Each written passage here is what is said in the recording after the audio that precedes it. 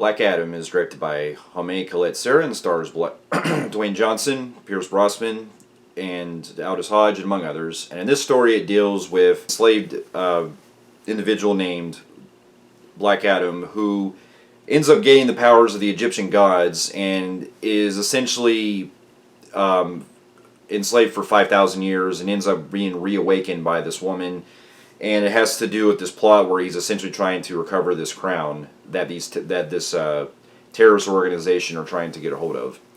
Now, here's a little backstory. Now, this movie was directed by Jaime Collet-Serra, who I've actually enjoyed quite a few movies of his, including Run All Night. I also enjoyed The Shallows, and among other things. And this is now the 11th film in the DC Extended Universe that began all the way with Man of Steel and Batman vs. Superman, and among others. And for the longest time now, it seems like DC has been kind of getting things slowly back on track with trying to build their universe back up ever since last year when we had Zack Snyder's Justice League that finally came out. And since we had the Suicide Squad last year and now with Black Adam, it seems like now we're getting a lot more a lot more better films that are not getting as much like studio interference now, since especially with all the changes that have happened with DC, and hopefully for the better in the future. And it got me interested for a while to see what Dwayne Johnson would be doing with this character, because this was actually in development for a very long time, where Dwayne Johnson really wanted to try to, take a character that was actually a villain in the comics and try to do something of his own in the movie. And it went through like various different directors over the years, and a different. I guess I'm thinking it also went through different scripts as well. And now that the movie's finally got released, I can honestly say that I had a blast with this. It's got its issues with some things in the writing, as it is with the typical DC Extended Universe, but I still had a great time with it, and it was definitely worth the watch. Now, to get my pros out of the way, I really got to hand it to Dwayne Johnson in this. I'm really glad to see him playing a very different type of character than what he's used to, because in this one, he isn't playing your typical superhero, because in a way, he's more playing like an anti-hero. Kind of like, as Dwayne Johnson described it, as more of a Clint Eastwood, Harry Callahan type of vibe, where, he'll be saving people, but he's only looking for his own right, and he straight up murders bad guys along the way. Like, he basically uses all of his powers to essentially disintegrate these terrorist groups that are after the good guys and stuff. And man, they don't hold back. I mean, or they could have done a lot more showing the brutality, because I heard that there was actually an R-rated version they had in mind. But man, when he's like picking off guys left and right, it's just fun to see all the different things that Black Adam does in this film. And a lot of it kind of also makes it seem like in the action scenes that it was shot by Zack Snyder, because there's like a lot of slow-mo that happens, and when it happens, it was giving me good vibes that makes me kind of wish that Zack Snyder would return to the DC universe again, because it would seem like the director was kind of getting inspiration for some of his visual style that he was known for. Well, among other things, using slow-mo. But Dwayne Johnson was great in this. I like how when he was playing that very stoic kind of performance that you would expect from Black Adam. And when he does give the humor that you expect when he's reacting to people, or if there's a running joke where he's trying to get this boy that's trying to help him out with trying to get him to say a one-liner and stuff like that to be a superhero. The whole fish out of water angle that they take with him is fun, and he just really pulls it off. And I really enjoyed the rest of the cast too. The biggest standouts for me the most were Pierce Brosnan in this, where he plays Dr. Fate, who is essentially running this team called the Justice Society. The JSA, the Justice Society Members League, or Justice Society, I believe it's Association, I believe it's what it's called. I believe that's what the A stands for. And he essentially runs this group that are trying to essentially protect the world from all the trouble that's happening. He's being followed by Aldous Hodge, who plays Hawkman in this, along with some other characters like Cyclone and Atom Smasher. And they're basically like the B team of the Justice League, where they don't have like quite as strong powers as they do, but they're essentially called in to try to stop Black Adam because they believe that he's doing wrong, when he's really just trying to gain back what was rightfully his. And so it becomes a race against time with them having to essentially stop this organization that's this terrorist organization that's trying to go after this crown that can give a person unlimited power.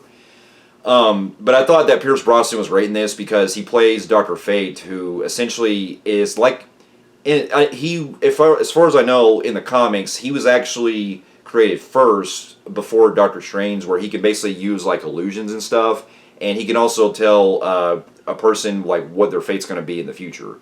So I really enjoyed his character in this, and it's just a blast seeing always Pierce Brosnan again, back on the big screen, and he really nailed it. And a lot of his reactions when he's seeing like the other team trying to handle Black Adam is just a blast too. And I also got to really appreciate Aldous Hodge. I thought he was a great as Hawkman, who throughout most of the film, it's really a lot of the rivalry that happens between him and Black Adam, and just he's willing to sacrifice a lot of it to where he's trying to do what he believes is right for the team and stuff. And the way that he holds his ground against Black Adam, it shows that even though he's not as strong, he's still able to blend. He's still able to go up head to toe with them. I do like the other members of the League of the Justice Society, but I did feel like they didn't really contribute much. Like I thought they had good chemistry, especially the guy that plays Atom Smasher with Hawkman, and also him and the Cyclone. But these characters, these other two, feel like they don't really contribute much of the action that goes on, because some of their stuff that they do, especially Atom Smasher, doesn't really like it. It really is pivotal to the way that it goes along with like taking down the bad guys. Because I mean, from a lot of his powers, he becomes a lot more inept as it goes along, to where he's still, it's his first time doing it, to where he's still kind of struggling with getting used to his powers and stuff. And I think they're probably going to save him for a future film in mind, because at first it seems like he's just not really quite there yet as far as like being a superhero. But I still thought the actor that played him was good.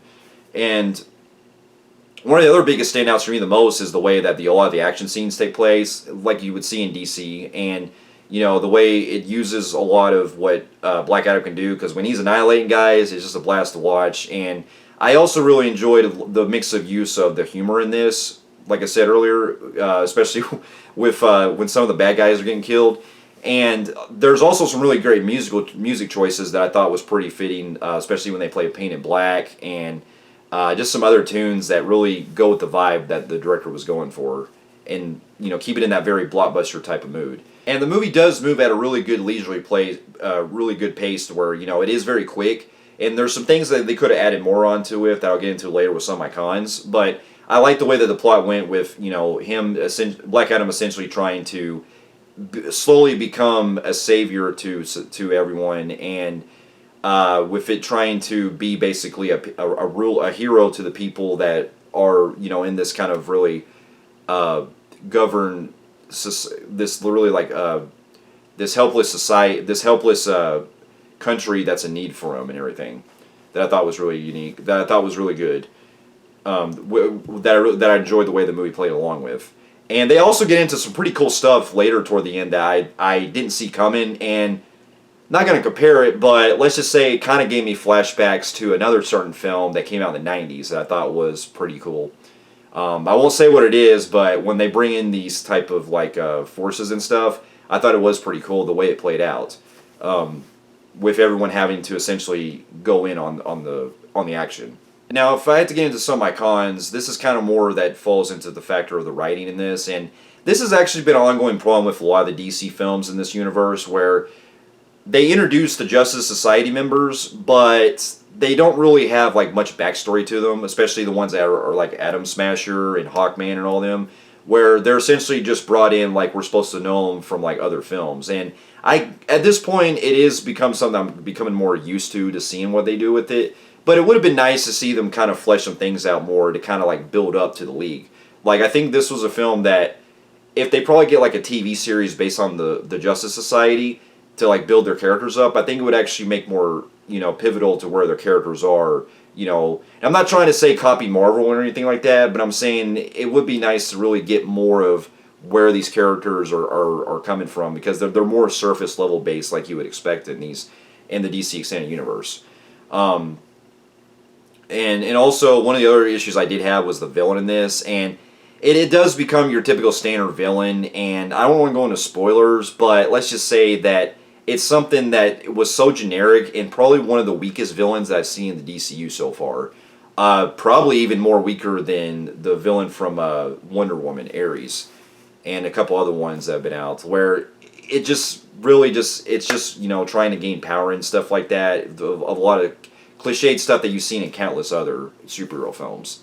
So it's really nothing special, and also it did feel like a last moment, like they threw the villain in, because it really didn't seem like they. It seemed like it was more of an afterthought the way it was played out. And one of the other issues I had was the kid, the main boy that's in this movie, that I thought was kind of annoying at times, and he's trying to be basically like John Connor from Terminator 2, but I did find him kind of annoying the way the movie played along with him, reacting and telling Black Adam like how he is and stuff like that, and.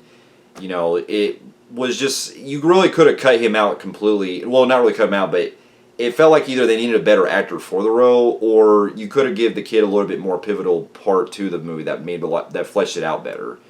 So I thought that was an issue. And then there is some really questionable CGI a couple times that were like off in certain areas. And the movie does have your typical superhero vibe, the way that it plays out with its, with good guys coming in, and there's a lot of predictability that happens with a lot of some of the other Justice Society characters that you kind of see where it leads and stuff, and it does that same typical cliche that you would see when one of them, not gonna say who, but one of them has to do like a big moment that basically has to that has to be stopping the villain toward the end. So I thought that was an issue, but overall, though, this was still a good popcorn flick that I enjoyed. And the other cool thing, I forgot to say this in my pros, is the post-credit scene. I mean, it's kind of obvious now that it's been out for a while. I mean, I still won't spoil anything for those of you who haven't seen it, but it's kind of hard to really hide from like all the articles and stuff that are going around. But if you know what I'm talking about when they bring a certain character in, you already know. And I thought that was really cool because it really makes me want to see what they set up in the future with it. So I thought that was great. But overall, I just really had a blast with this movie from beginning to end. And there's more I could go into detail, but there's some things like I had to leave out due to spoilers. So with that, I'm going to give the movie a very high, very, very extremely high average Joe on the Film Freaks meter. It would have made low compelling grade, but because I did have some issues with the plot, the way it played it out, and some other things with the writing aspect. It was certainly had its issues, but I still had a blast with it. And so, for those of you who have also seen Black Adam, and also the other DC films as well, let me know in the comments below what you thought about it. Thank you so much for watching, and I'll see you in my next review. I'll see you later.